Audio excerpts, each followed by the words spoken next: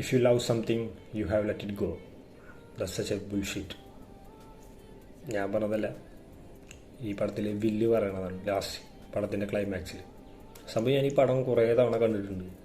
Still the ഇന്നലെ കൂടി ഞാൻ കണ്ടു. സംഭവം ഞാൻ ഈ റീൽസിലൊക്കെ കുറേ തവണ കണ്ടിട്ടുണ്ട് ഓരോരുത്തർ പറയണത് കാത്തിരിപ്പാണ് ഏറ്റവും വലിയ വേദന, അല്ലെങ്കിൽ മറ്റൊരാളെ കാത്തിരിക്കണോ വേണ്ടേ എന്നുള്ളതാണ് അതിലും വലിയ വേദന എന്നൊക്കെ.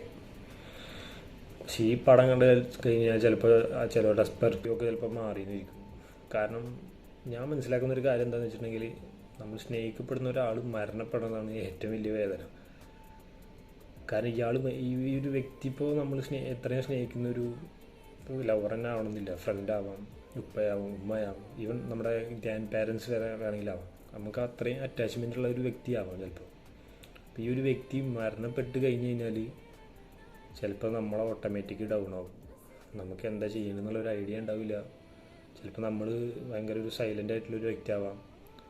ചിലപ്പോൾ നമ്മൾ മുഖത്തൊരു ചിരി മാത്രം ഫിറ്റ് ചെയ്ത് നടക്കുന്ന ഒരു വ്യക്തിയായിട്ട് മാറാം. എങ്ങനെ വേണമെങ്കിലും മാറാം. ഇനി പെർസ്പെക്റ്റീവ് മാറുമെന്ന് ഞാൻ പറഞ്ഞത് എന്താണെന്ന് വെച്ചിട്ടുണ്ടെങ്കിൽ, അതെല്ലാവർക്കും സംഭവിക്കണമെന്നില്ല. കാരണം മനുഷ്യന് അനുഭവിക്കുന്ന ഒരു അവസ്ഥ വെച്ചാൽ, അത് ഏതൊരു മനുഷ്യനായാലും ഏതൊരു വ്യക്തിയായാലും അനുഭവിക്കുന്ന ഒരു അവസ്ഥ അയാൾക്കേ അറിയുള്ളൂ. ഇനി അയാൾ മറ്റൊരാൾ പറഞ്ഞാൽ കൂടിയും അയാൾക്കതൊരു ഇമാജിനബിളായിട്ട് കേട്ടിരിക്കാനേ പറ്റുള്ളൂ.